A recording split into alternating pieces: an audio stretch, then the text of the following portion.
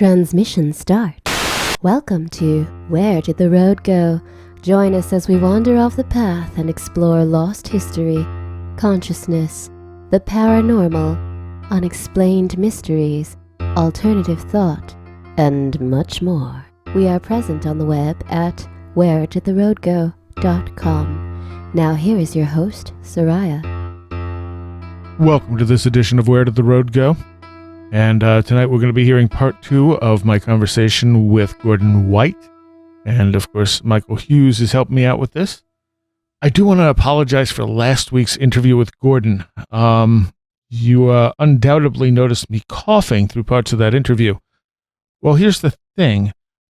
The recording software I use, Pamela, used to, when I muted Skype, it would mute it on the recording. Well, apparently that has changed. So I muted my Skype every time I coughed, which is why no one reacted to me coughing. But I didn't realize that it had made it onto the recording until after everything was edited together and up. And I was absolutely horrified to hear me coughing because I wasn't exactly holding back because I thought I was muted and I was trying to clear my throat and make sure I wasn't going to cough while I was talking. So I apologize greatly for that. I now know that it doesn't mute it, so I was able to fix it on this part. And the roundtable we did as well, I was able to go in and take out any coughing that may have occurred that I had thought was muted. Yeah. So I apologize again. I'm sure that was very annoying, and it annoyed the hell out of me. All right. Yeah, I got some cool stuff coming up for Patreons. If you want to help out the show, it's only $3 a month to become a Patreon. We're going to have the Q&A from the Travis premiere that happened after they premiered it at the State Theater here in Ithaca. And also, I'm going to be putting up for everyone an interview with Travis Walton and the producer of the movie, and another interview I filmed while I was there. So those will be going up on the YouTube because they were video interviews. And, yeah, I guess that's about it for right now. Here we go with part 2 of my talk with Gordon White. One of the things that has come up in your books, kind of in passing, but is such a major theme on this show, is that of the UFO phenomena. What are your thoughts of what we see there? Lots of things. It's an interesting mirror and an interesting discourse, I guess. I think if we're talking about in the 20th century and to some extent the 21st century, we're looking at things that we're not supposed to know exist. As simple as that. And that's physics, that's experiments on children, that's mass experiments of hallucinogens and truth sera on unsuspecting innocent populations. That's the testing of new aircraft. That's kind of it's been a very good umbrella term for a lot of nefarious things that Anglo-Americans have been up to during the Cold War. So I think in a lot of sense, in many respects, that's in there. And in large part, the kind of what people who aren't interested in UFOs think ufology is essentially the smokescreen covering that. And within it, something more interesting has gone on. And funnily enough, I think something more interesting went on as a result of doing these behind the curtain experiments that made the people who were performing them realize they're in a much bigger world than they are.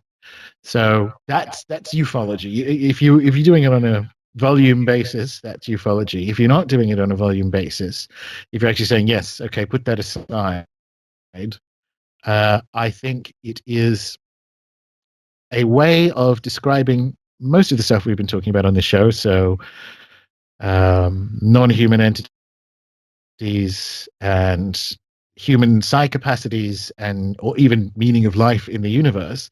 I think it's a way of thinking about and describing that is in some senses useful and in some senses not, because within ufology you have to have an understanding of, well, you need to build your own models of what kind of physics is going on and who else is in the universe and what's the point of life and where did Earth come from and all that kind of stuff. So ufology is in the right hands, ufology is quite a good philosophy. In the wrong hands, which it more often is, it's not. And that largely is it for me, I think. You wrote, I think it may have even been today, a recent blog post about the whole physical alien question, and that's something that, for much of what we talk about on this show is the non-materialist idea of these entities. But clearly, there's a lot of evidence that there's something very physical involved, and there are anomalies on other planets that we've seen. So it's I try not to. For a long time, I fell very far into the ultra terrestrial sort of camp, but I find myself over time being pulled back in the direction of the idea of physical aliens. Could you talk a little bit about that? So everything, the conservative turn, I can't remember if it was in this recording, but the conservative turn that has happened in culture and is thus happening in magic, which is the kind of assigning status to historical accuracy, is a pendulum. So and it's swung and it's probably peaking now. That sort of lionization of historical accuracy is probably peaking now, and it was swung back the whole other way in the mid-90s. So there appears to be like a 20-year pendulum swing between iconoclasm and conservatism. Now ufology has its own one, and ufology's own one is ETH, non-ETH, swing backwards and forwards. And I think we're at peak non-ETH, or a bit past peak non-ETH, because it absolutely needed to be done. It absolutely, and it'll need to be done again when it comes back around. But it absolutely needed to be done. The trouble is, not the trouble, ufology such as it exists in the next 10 years is going to have to incorporate, I expect, the actual public declarations of things like organisms on Mars and potentially in Antarctica and so on. So the pivot is going to need to be around modeling things that are in the literal definition of alien, things that exist as aliens. Now that doesn't mean the movie Arrival. To start with, it'll mean fossilized goo, and we'll go from there. But I think we're actually quite near that, and the necessary implications of that are, we need to start talking about, and it seems to me, how to describe this? I suspect the answer is, we were just talking about Fort's dominant of witchcraft. You live in an animist universe that also has aliens. So that's probably the best place to think from now, rather than the more totalizing that we saw maybe about 18 months ago of the over focus on a kind of extra dimensional hypothesis. Because as I sort of said in the blog post, sometimes it's aliens. It doesn't invalidate side effects. It doesn't invalidate life after death. It doesn't invalidate magic actually working. These things all happen in a magic in which aliens have probably at least once visited us, and that's kind of where now. And it was good, like clearing out the kind of Roswell types was very useful. Very useful as the kind of extra dimensional turn of the 21st century happened. But now we need to kind of look back and go, okay, so can we talk about real aliens without getting the Roswell people back? And I don't know if we can, but I really do hope we can, because I think we're into a really robust worldview if we can have that discussion without somebody telling Stephen Greer. See, to me, the UFO question kind of brings all this stuff together, because it has connections through so much other stuff. Other phenomena, altered states of consciousness, all of it seems to somehow interconnect in the UFO question. It's the Chapel Perilous. So you can, you mentioned Skeptico, so I talked to Alex a bit, not on the show, but just in general. And there are about, I don't want to say there are an infinite number of roads. There are maybe 5 or 6 roads into the middle of Chapel Perilous. And he came down the consciousness research road, and I came down the magic road. And I know people who came down the UFO road. And kind of what I was saying before, you're in it when you're in Fort's Dominant of Witchcraft, and it kind of doesn't matter which of these roads you come down, because you get into the middle, and all of a sudden you do have not just a model of, but a workable model of how you think about, think with, and engage with these ideas. And this is what I mean. Ufology in the right hands is itself a legitimate and complete philosophy. It's not that often in the right hands. Yeah, that reminds me of the thing that blew my mind. It was one of Jeff Kripal's books, and he talks about how when he found out that Hynek and had someone had inherited Hynek's, maybe it was Jacques Vallée, his book collection, and it was all Rosicrucianism and occultism and esoterica and things like that. It really does seem that, you're right, that the roads that you take, whether it's, cryptid studies or psi or ufology or near-death experiences, we all kind of wind up in the same room in the the Fortean conference, which I've experienced literally. More so, it seems, it used to be kind of a caricature that everyone was stuck in their own little specialty, their own little rut. It didn't look outside that much, but it really seems like there's very much a transdisciplinary new sort of outlook among people in the anomalous. And I guess that's also encouraged by how academia is opening up a little bit, as we see with Dr. Kripal and others. Yeah, and that's kind of where, if anything, because I agree 1,000,000%. If anything, that's what triggered yesterday's post about sometimes it's actual aliens. Because the thing, it used to be maybe 4 or 5 years ago, the cliched ufology discussion was non-ETH people whining about how the only thing people talk about in ufology is ETH, but that never happened. There's in magic, there's the same idea that there's this sort of unending number of fluffy bunny Wiccans out there that everyone's railing against that don't exist.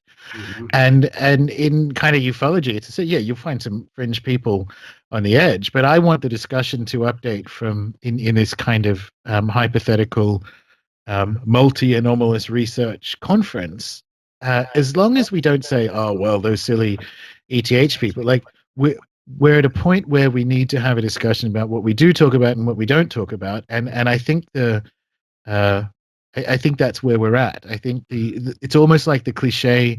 The imagined cliche 5 years ago was that everyone was talking about ETH. And talking about how everyone was talking about ETH is kind of like the cliche now, and it's the piece that needs to be broken down and used in sort of public engagement with other disciplines. And I think that's happening. I think that's actually what Dominant of Witchcraft looks like. I really do think it is a by necessarily implication chaotic field of or uneven data sets that require examination and almost individual modeling. But the data sets that from after death research need to be modeled in conjunction with UFO data sets and psi research and so on, because as I'm fond of saying, as McKenna said, if it's real, it can take the pressure. And I think we're there. I think we're at a point where that interdisciplinary it's so silly calling them disciplines, but like that intertextual data analysis is what needs to be done. Well, I think Kenneth Ring did that with the NDEs and UFO experiencers, but no one really followed up on it. Well, now we can, because he's only got 2 of the 5 that we just mentioned there. So true. Maybe it's like Voltron. We all kind of plug in. And if I remember right, he was pretty resistant to even looking at the UFO data until Communion, until he sat down and read Communion and realized that there were connections there. Yeah, and that, I mean, I spoke to Dr. Dean Radin recently, and his next book's going to be about magic, which he ignored for a 30-year career in parapsychology. And he's sheepish about it now, but you look at it and go, well, yeah. So I think that's happening. I think that is the story of the next 2 years, at least, hopefully longer. Now, you also talk about like the whole ancient astronaut type of thing briefly in this book. What are your thoughts on that? What are your thoughts on people like Sitchin and the idea that there could be ancient astronauts far in our past? It depends how far back you go, because I am an interventionist. So I don't think life um, emerged on this planet without appearing, at least at a DNA level, formed from elsewhere. And that's not actually a controversial position. Even Dawkins has that position without realizing its implications. So I'm very much, at the very least, a directed panspermiist, but like on more than one level, because I don't think you can get soil formation on planet Earth without the appearance of mycelium at the same time, because bacteria doesn't evolve into mycelium and backwards, and you need both the soil formation, which you need to capture the water, which we don't know where it came from, to build the soil so that the plants could grow. So even at a later stage than initial panspermia, I think it probably happened more than once. I think it was almost like building a house, like genuinely terraforming. But that's not necessarily the Sumerian gods are aliens here to mine gold to save their atmosphere. I have a lot of, and I think we all should have a lot of respect for Sitchin as a person, because he actually said, well, F it.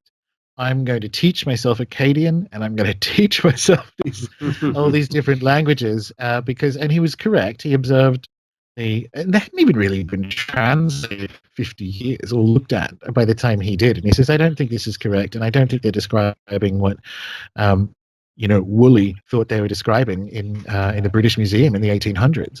And I think his thesis is correct, but um, no one who's first did anything is correct. And that's sort of that's how I think of Sitchin now. I don't, his thesis isn't very good, but we should, you know, hats off to him for attempting to make a start at it. And that is, in some respects, that means he's more right than wrong. Even though he's wrong about everything, he's more right than wrong, because um, the classical view of the emergence of civilization, and particularly Sumerian civilization at the time, was wrong. He's still kind of trapped in a materialist trap, and he had his own thing going on with kind of sort of trying to prove Judaism in this weird way, except Yahweh is also this Egyptian god, and like, so he had some kind of space Judaism going that respect, like, have your belief system, Sitchin. Um, and out of that, I think, but the principal thing we need to kind of remember about Sitchin is that he looked at uh, sort of official materialist history and said it was wrong. It's just that his version of it was materialist. I'm perfectly happy with the idea, and I think there's no other way of conceiving of the earliest Near East and North African civilizations like Sumer and Egypt, and even so if we're talking Eurasia, even the Indus Valley. I don't think there's any way of conceiving of it without having a level of extra dimensional contact that would be astounding to us today, at least publicly. We don't know what they're doing behind the curtain. And I think that's fine. Like, I know he was picking up on the right thing. It's just that he had it as nuclear powered rocket ships and all this, which is fine. Yeah, the first person is always wrong, but he's kind of like our ancestor in a way. Yeah, I really enjoyed Starships, and I've described that to people as sort of a chariots of the gods, but spirits and not physical spacemen. That was a real eye opener for me. The idea that these extra dimensional, if you want to call them that, ultra terrestrial influences may indeed have been from space. Because they seem to be so associated with star lore, but that may have been that may have sort of formed the technological knowledge. So it really, completely upends the whole chariots of the gods, Sitchin, Sumerian ideas. But it kind of, it kind of says, well, they're sort of right in a way. But they were just talking physical spacemen versus some sort of spiritual contact. It struck me as a worldview dysfunction, because if you look at how I characterize the role of stars and star spirits in Starships, it doesn't depart that far from, say, what many Australian Aboriginal cultures would say. Like, the stars are the spirits. They interact with us in this way. They present themselves in this way, and as a result of our interaction with them, we have these treasures and these skills and these songs, and that seems to and you look how the civilizations of which we are the children of it emerged, and they said the same thing. And the better they got, there's a technological exchange there. The more precise they got, something appears to have happened.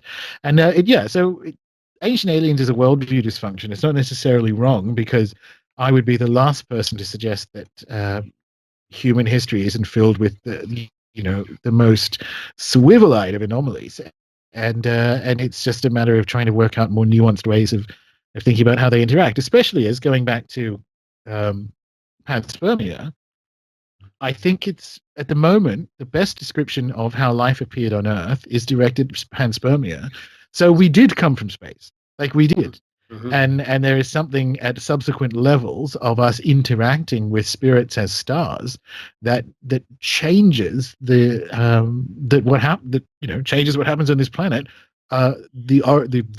The population of which came from space. So it's I'm glad it's had the reception it did, because it's a beginning thing, and there's more to be discussed and explored about it. But for me, it was hopefully resetting the worldview dysfunction in having these conversations. Absolutely, I think that's precisely what it does, and I really have to. It seems like such an obvious fit to those of us who deal in all of this stuff, but the way you put it together, I thought was just so concise, and really started a conversation that hadn't really been there before. So I highly I pushed the book on lots of people. Let's put it that way. I really do think it started a really interesting conversation that has a lot of ways it can go and can grow. My own little brick in the ziggurat of the dominant of witchcraft. Yeah. What are your thoughts on like monuments on Mars and things like that? I'm broadly into them. I think not all of them. A lot of it's crazy. The C-3PO head isn't on the moon. A Nazi helmet on Mars, right? Yeah. But you only need to find one, and there's about 50 of them that I think are like very compelling, and that's enough. Like, genuinely, that's enough. And it kind of comes back to the panspermia thing. Like, I think even in some sort of hypothetical court of law, I think you can say, look, that's evidence. You can't just say, no, it isn't. You have to tell me what it is. You have to tell me what that pyramid is, or you have to tell me what the Phobos monument that Buzz Aldrin mentioned on C-SPAN is. Explain how that gets how that's naturally occurring, because a guy who went into space just described it as artificial. Your move.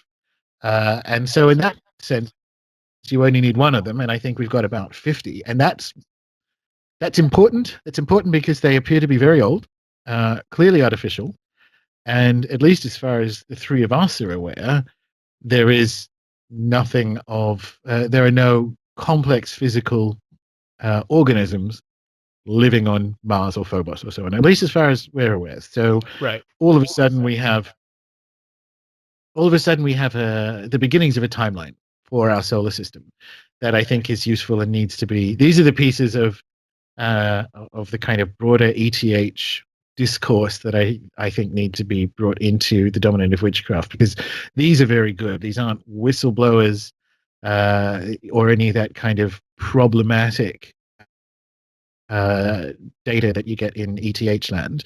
These are pictures and statements from an astronaut, and in the case of Dr. Brandenburg stuff, like a pretty good case as far as I can tell for weapon signature in the Martian atmosphere.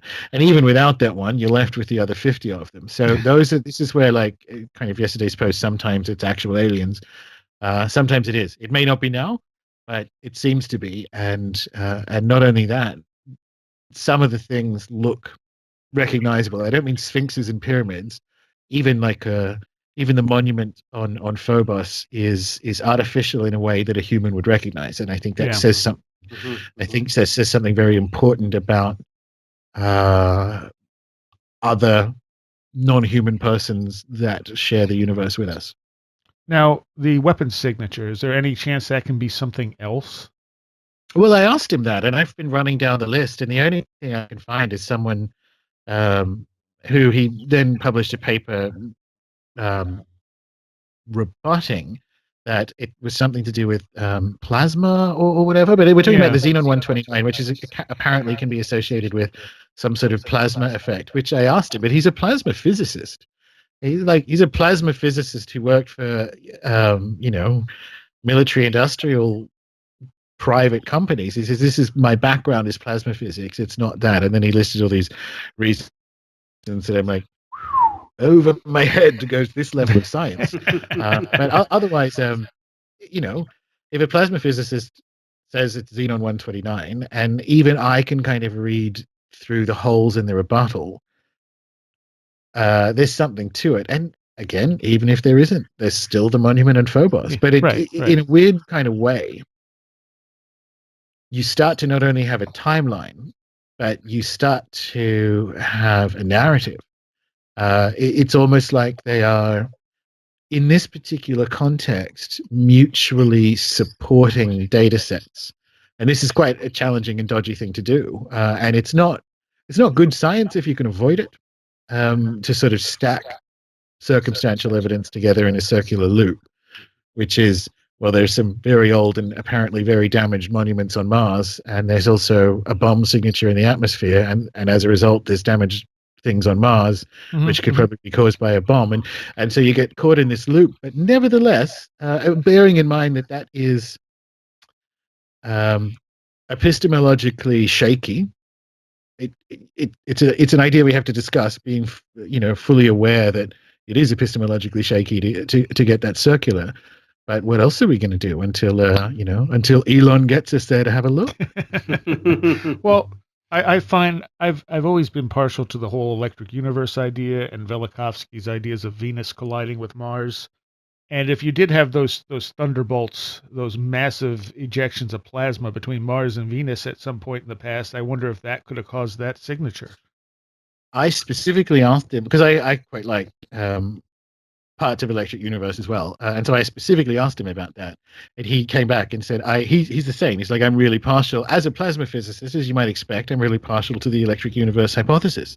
And then this big, long, again, too sciencey email for how it's not those things. Because those are one of the ones that he ran down, like, okay, which I think is quite diligent to kind of go, okay, well, is there anything naturally occurring, as far as we can tell, in the history of Mars that would have done this? And there isn't on Earth either. So let's look off planet. In the first place you look is, of course, the sun. And as a plasma physicist, he's reasonably good at that and ran through them. And so over a period of 5 years, he landed on, I think it has to be a bomb. And I agree. I thought that was what it was going to be. But I asked him, and he's like, I like Electric Universe and I'm aware of it. But that's not what this is. Interesting. Yeah, me too. Like, it's the one that I try to. This is, I guess, best practice in general, but it's Dr. Brandenburg's research is the one I'm most interested in finding an alternative explanation for, because it positively defines important if true. And so, like, I ask people, like, if anyone's out there who's got something, and he's the same. Like, his email address is on his website. It's like, if you can find another better explanation for Xenon 129 in the Martian atmosphere, I will be the first person to read it. And I think that's quite healthy. I think that's actually one of the things that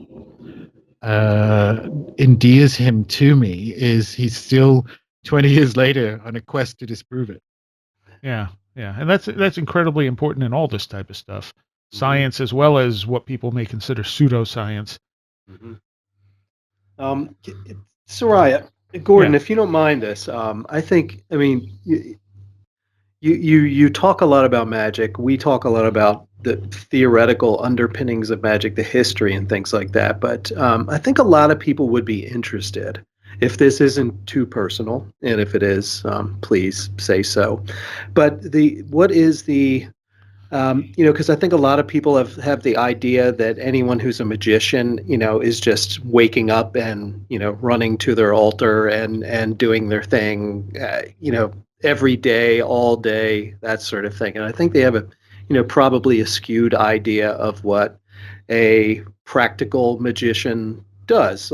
So how much does actual practical working magic inform your day to day or your life? Like, what is the flow or the shape of actual magical working in your life? Yeah, fair enough.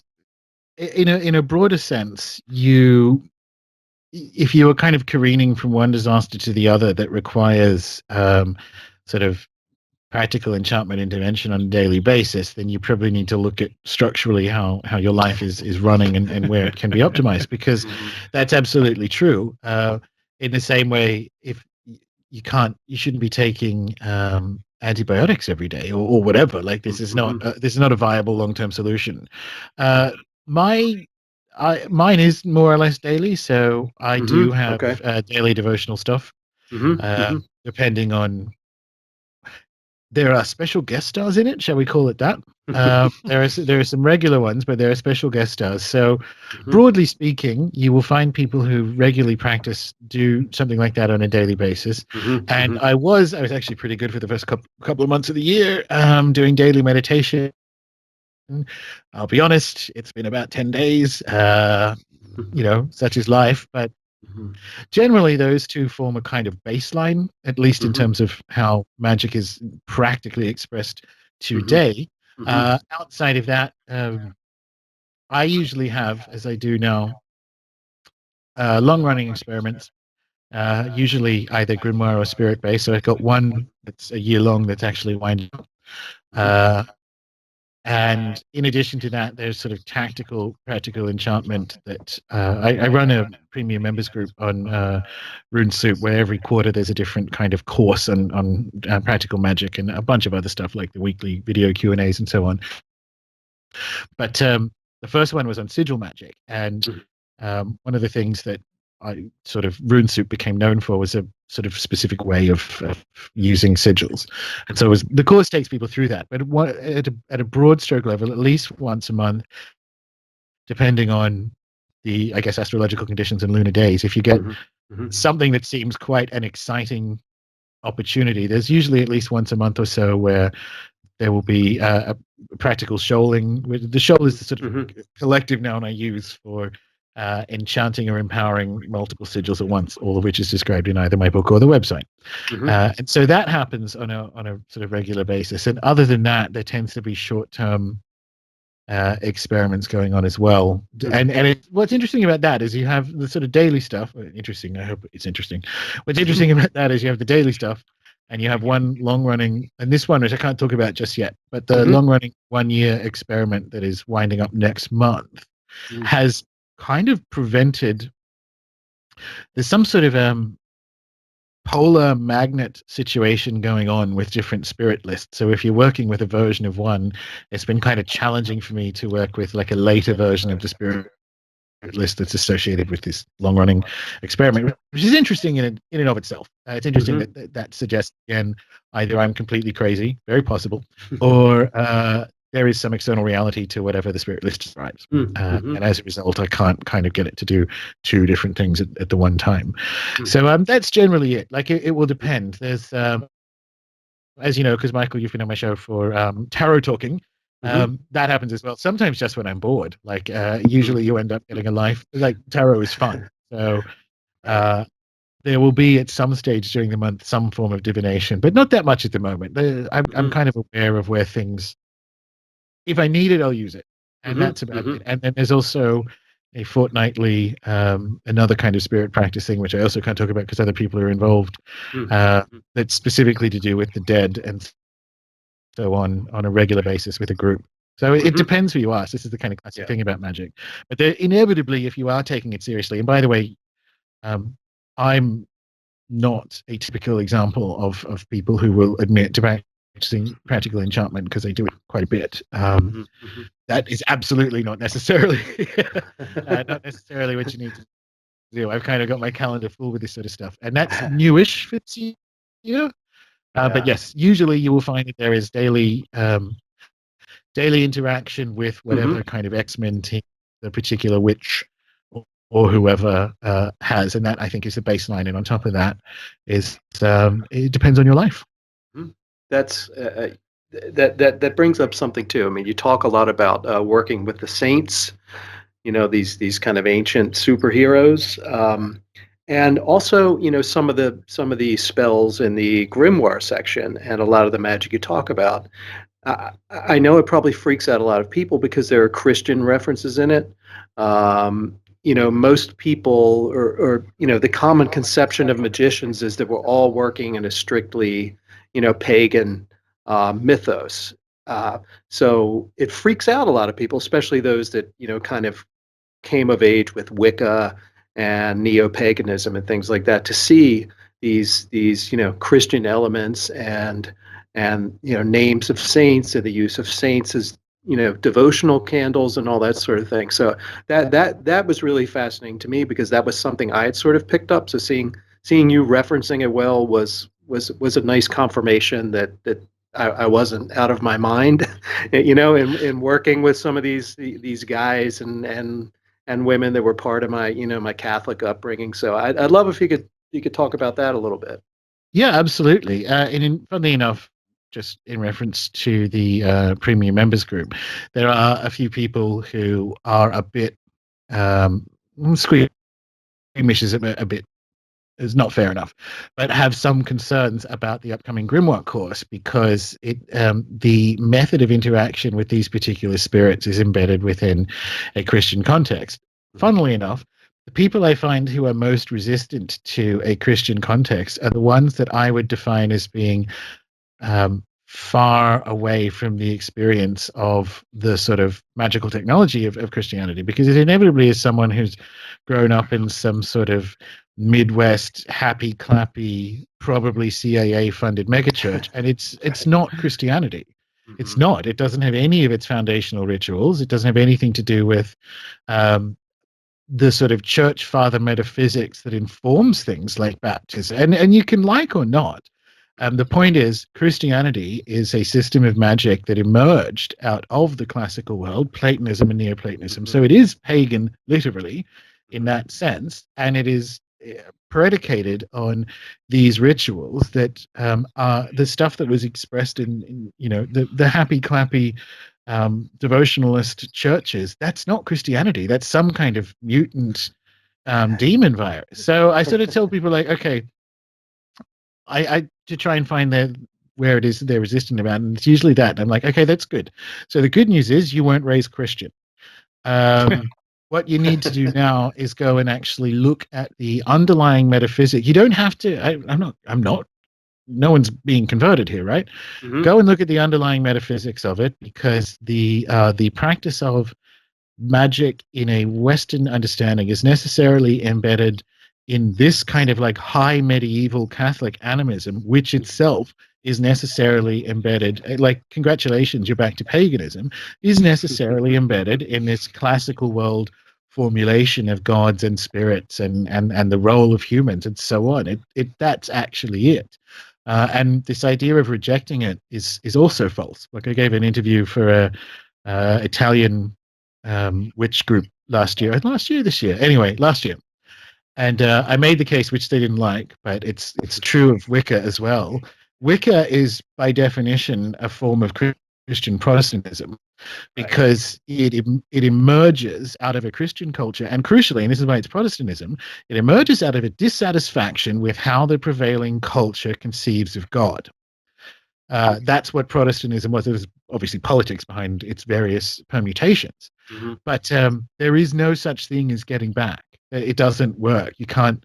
That's not how evolution works. That's not how animism works. So the idea that someone has rejected it is just bad history, and they're just not plugged into the wall. Again, doesn't mean everyone has to be Christian, but it means people who are maybe necessarily resistant to this idea, because there are some fairly potent magics involved in how something becomes a saint and the role of a saint in a universe that is embedded within these rituals, which are embedded within these high pagan rituals that everyone's trying to get back to. So it inevitably is kind of like the return context. It is the return of how we think about our past and which parts belong to you. That's the other thing. The Catholics kind of left themselves open to it. The word Catholic means universal, so their spells are universalizing. And I have people who are sort of Anglican going, I'm interested in doing the saints stuff. I'm Anglican, and I'm like, well, where did that come from? And also, if you go and look at it from a Catholic perspective, you'll be back. Like, that's baked into their spells. So you can that stuff is still available to you. In a way, it's a poorly formulated spell, but as a result, it is something that people who, if they resonate with it, they have access to it. Mm-hmm. What do you think of the work of like Robert Connor and Morton Smith on the idea of Jesus as magician?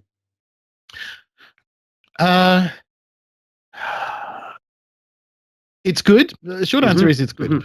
The short answer is, if you, again, coming back to when we're talking about those three different sort of lines of magic through European history, the Solomonic necromantic one is, in many respects, it's almost like the defining enchantment of Christianity is exorcism. Right. Jesus did it. Everyone, like his, Paul did it. Everyone was kind of, one of the defining characteristics of their powers was the ability to exorcise demons out of people or out of livestock or whatever it happened to be. Now, the word conjurer means exorcist, and it meant exorcist until the 17th century. So conjuring demons and exorcising them, this is why there's a long clerical underground through European history of essentially priests with not very much to do dabbling in grimoires, because as sort of representatives of Jesus on earth by virtue of being priests, Jesus gave to his disciples and followers his power over demons. Yes. So to conjure and to adjure and to bind demons is actually a fundamentally Christian technique that was then combined with the sort of combined sort of Hebrew Egyptian magic of the classical world, and you put those three pieces together and you get it. So you kind of, this is the return of the context for people who say, oh, I'm not Christian, or I don't, you go, well, that's fine, but the tech you're using is, and like, these are just different descriptions of it at different points in the timeline, right. But you kind of need to be aware of that. And again, I just want to be clear, I had this conversation with Jesse Hathaway Diaz, and he said the same thing, because we're talking about it. He says, I'm not trying to convert anyone to Catholicism, and I'm definitely not. But the context is required, and it's just a classic Chaos Magick thing. We're just not that devotionalist. So the fact that you can restore context without having to go and get baptized, right? And that's sort of where I think people need to think when it comes to Western expressions of magic. You also talk about prayer, which is something that is not often found in conversations about magic. And I found that really interesting. I really enjoyed that chapter in Pieces of 8. Well, again, it comes back to the data, and in this case specifically, Dr. Elizabeth Targ's data, so Russell Targ's daughter. She's dead now, but she did very good work on the impact of healing prayer on people who were, late stage suffering with AIDS, even ones who didn't even know they were being prayed for, and there are noticeable effects. So again, there are data behind it. Now, if there are data behind it, I'm interested, and I'm going to go and find how this works. Well, not how it works, but I'm going to find a way to make it work for me. And so prayer comes into that. It's also, there are some really, particularly if you're okay with the sort of, just describing that kind of high medieval Catholic animism, particularly if you even if you just want to inhabit that world briefly, again, a very kind of Chaos Magic thing to do, there are some really fun and evocative and potent prayers that are available to anyone based on the kind of Catholic formulation that just go and try them. And usually the people who have pushback on it have ended up tying themselves in theological knots that I'm not sure they should have in the first place, which is, again, it's sort of an expression of that false Christianity that they maybe grew up in. Public declarations of being married to Odin before all others. I'm like, well, why did you do that? Whoever sent you that? Did he give you a helicopter? No one's going to get that out of me unless they show up with many sacks with dollar signs on it. And they're like, oh no, it was just it was a wild weekend. And I'm like, you might be better served unpicking that a little. But that's a kind of a devotionalism that I think is, well, it is unbecoming in Chaos Magic. That's something sort of Pete Carroll would say. If people are kind of wired that way, go for it. But I prefer the sort of the magpieing and the contexting that is available to anyone, really. One of the things you talk about, you get into a little bit of a form of astrology in there, and like cycles of things and kind of going with the stream as opposed to against it. And it made me think a little bit of Robert Schoch's research on psi, where he showed that experiments done when solar activity was high had much higher results than when solar activity was low. Yeah, I want to be careful going with the stream. There's a difference between knowing the stream is there and going with it. And I think that is sort of more the point, which is, are you trying to do some backburning of the woodland during a rainstorm? Like going with the stream necessarily implies that you're kind of just going to follow along with what happens with the world, which isn't quite the same thing. Right. Yeah, that's not what I meant at all. Yeah, I do want to make sure, because that's definitely not it. But like being aware that it kind of trumps when it's Trump time, and or it steam trains when it's steam trains time, is there's something very useful about cycle models. And I think it was in the newsletter a couple of weeks ago where I quoted Tyler Cohen, who in his latest book, which is, I find its proximity to the stuff described in Chaos Protocols, which came out 2 years before it or 18 months before it, is really fun to me, because he's like, a tenured economist. But he said the data suggests, like, the last 20 years of data suggests that a cycle model is a better description of our experience, or certainly an economic experience, than a more sort of positivist progressive one. And I think that's true. And I think obviously he's not going to take it to the implications we are, which is, well, that suggests we should look again in a contextual way at the different cycle models that are available in magic and match them to economic ones and astronomical ones like Dr. Schoch's, and go, okay, there's something about the rhythm of the universe that suggests it is useful to us to conceive of it in a cyclical or waveform way. And what do you know, isn't it interesting that the universe is by and large waveform until it isn't? So you're kind of stumbling to a very interesting, and I think it necessarily remains permanently incomplete, but you're stumbling towards a very interesting metaphysical model. And this is the 19th century mistake, was to look at cutting edge science and look at cutting edge esotericism and smash them together and go, ha, theosophy or whatever. We must permanently, I don't think that doesn't work in the dominant of witchcraft, but what you can do is hold these ideas next to each other for a long time and go, isn't that interesting? And necessarily have it incomplete, but compelling. And again, funnily enough, speaking of Hynek, towards the end of his life, apparently he came to a sort of radio wave model of describing UFOs. So here we have another waveform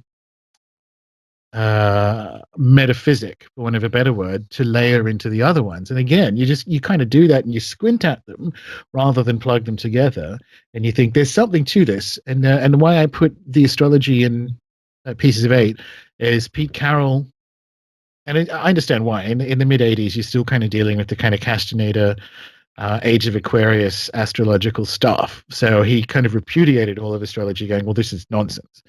And the description of astrology in the '70s was nonsense because it was some kind of energy beam from a planet in our solar system coming down that made you slightly more in love. Like it's dumb. It's not correct.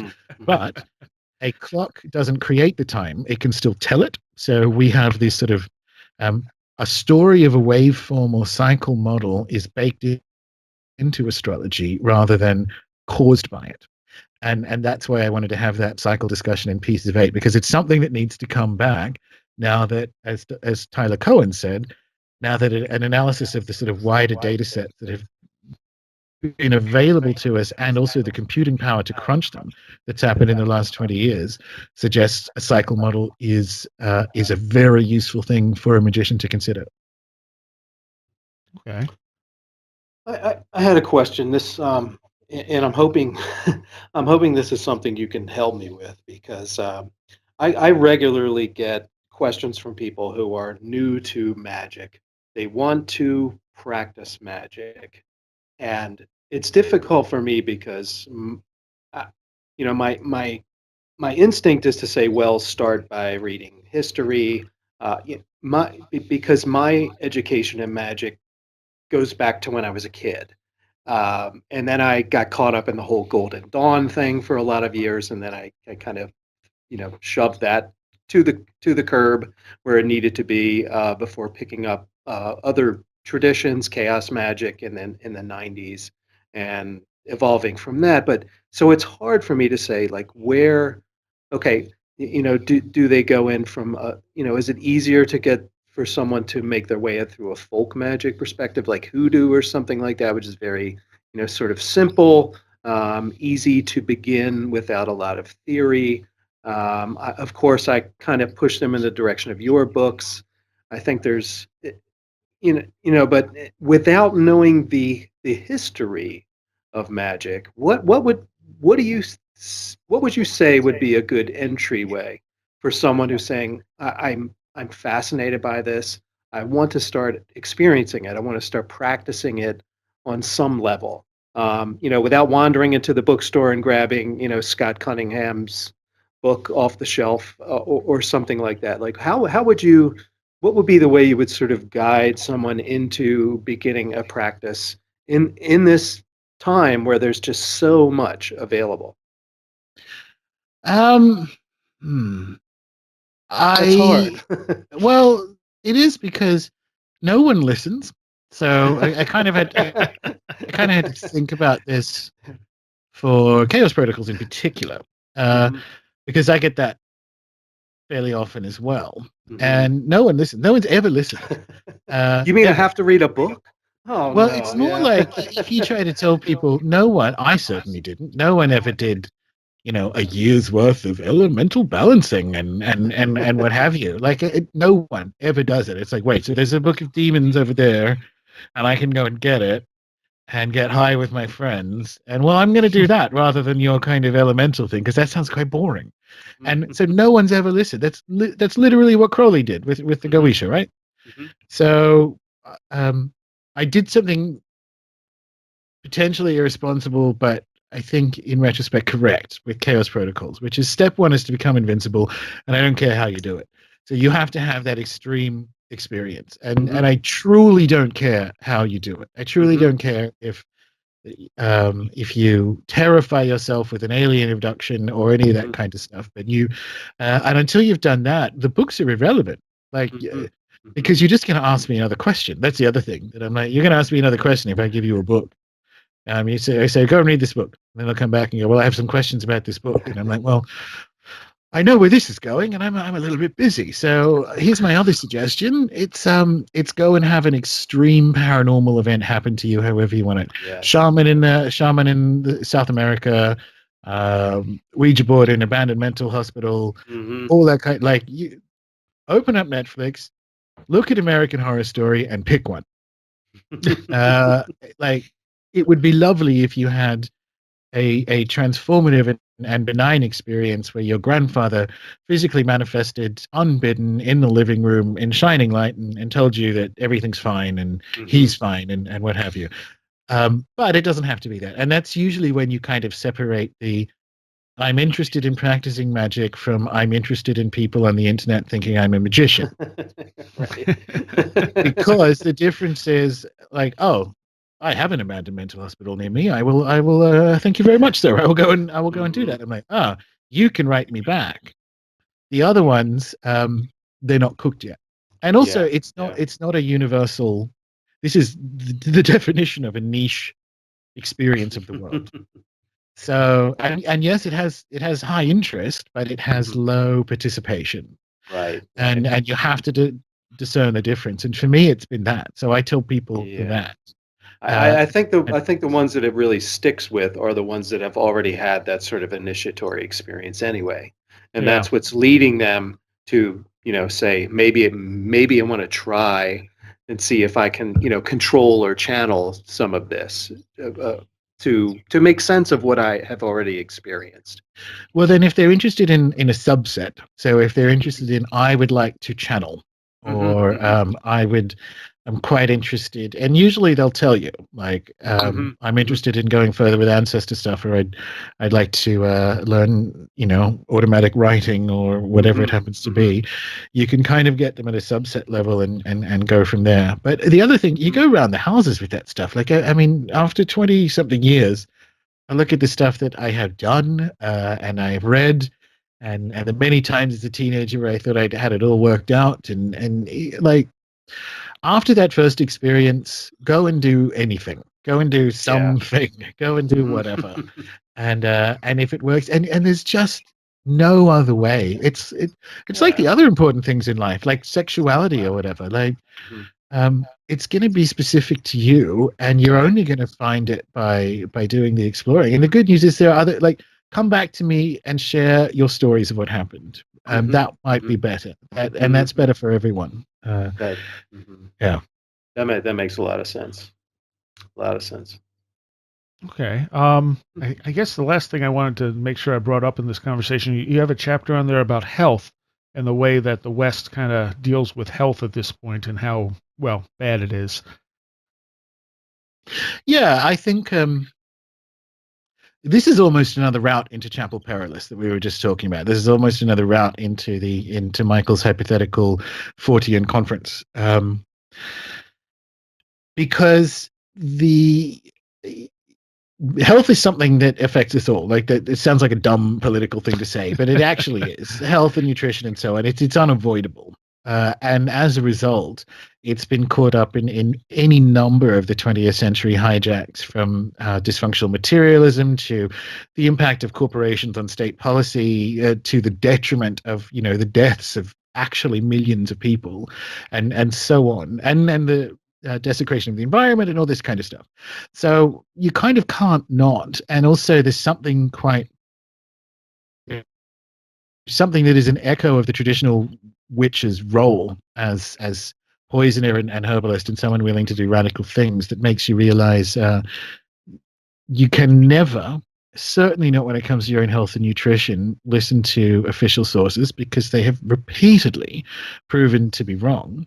But also in front of us are all these tools that, much like magic, that you can use. So the guy who won the Nobel Prize for Medicine last year, Japanese doctor, he discovered autophagy. Well, he discovered that you can trigger extreme autophagy with essentially fasting, and completely fasting, for 7 days. So we're looking at a world where if you fast for 7 days a year, you won't get cancer, because autophagy is the process of the body completely replacing all the broken down and damaged cells and re-extending telomere and so on. And you just don't eat for 7 days.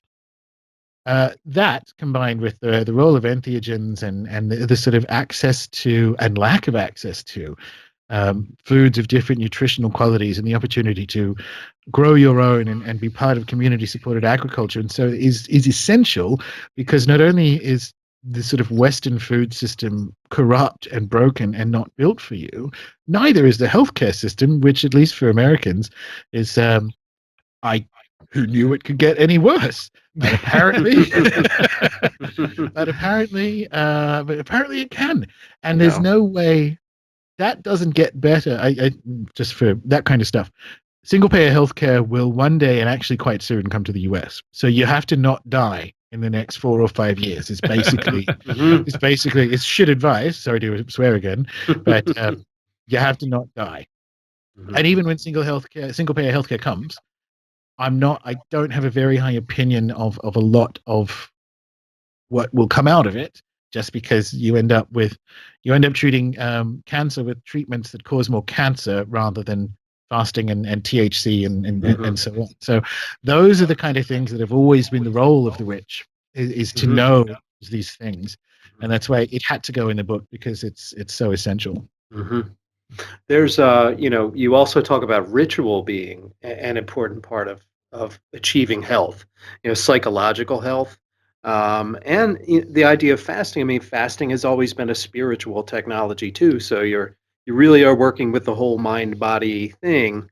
And the idea of placebo. There's such a dismissive, less so now that more research is being done of, but a very dismissive attitude toward placebo, especially when it comes to alternative medicine. Whereas I think, if that acupuncturist even if it were just ritual, of the needles being inserted into your body in a calming environment, talking to you, it works. So it's working. So more and more people shift to alternative methodologies for taking care of their health, I think that's leading to a lot of, the whole idea of the mind, body, spirit, as corny as that's brandished about, but very much the truth of it, that as we're treating our body physically by fasting, we're also gaining spiritual benefits from that, and so forth. I would say in the hypothetical Fortean conference, at least a third of the sessions would have to be on a new medicine, because whilst, and I'm modern, and my father's a doctor, so modern medicine, it has a highly dysfunctional and corrupt worldview. It's a corporate materialism designed to enrich big pharma, essentially. That said, alternate medicine has some really unsophisticated worldviews to do with, energy models and so on as well. So it is an area of the dominant of witchcraft that requires everyone's attention and everyone's discussion and everyone's research, because we can't leave it in this idiotic binary of corporate materialism or some kind of fruity 70s energy model. It's too important. It's the only thing you can't get away from. It will kill you, whatever it is. It kills you. So, and that's the discussion we need to have. Why do you think fasting has such health benefits? Well, that's an interesting question. And I actually think a lot of it is to do with what Michael was just saying about why we find it in spiritual traditions, but not just spiritual traditions. Pythagoras used to make his students fast before exams for a week and then during them. And they would do this because, and so it's 2 weeks without food, and none of the starvation stuff happens. That's all wrong. The body doesn't do that at all. But you get smarter. The body cleans itself of the decayed cells. Your telomeres expand and sort of reform. You get a hormonal reset. So the growth hormones that cause cancer stop. You drop your insulin, which is the fat storage chemical that's also associated in high levels with things like depression and then eventually diabetes and all kinds of stuff. So for stopping eating resets a human back to like a remarkable form. So I don't know why that is. That appears to be how we've built. You could say that we're sort of biohacking the evolutionary advantage that is humans can live for extended periods of time without food, or otherwise we wouldn't have evolved.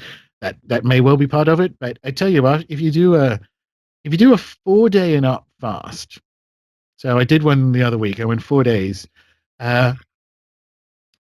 I had this distinct impression that it felt. You remember the Stargate movie, right? Not the Yes. TV series, Mhm. and how they had these sort of resurrection chambers for the sort of space Yeah. Egyptian gods. That's what it feels like. You just, like after you get up, the end of day 2 is a bit uncomfortable, but then after that, you just there's a weird sense of background joy. You sleep better, and you just feel like you're being rebuilt in some kind of weird Egyptian ritual. So I don't know why that is. To answer your question, I have no idea, but it appears to be a thing that we've always used up until recently, and it's probably essential. All right. Well, people can find you where, Gordon?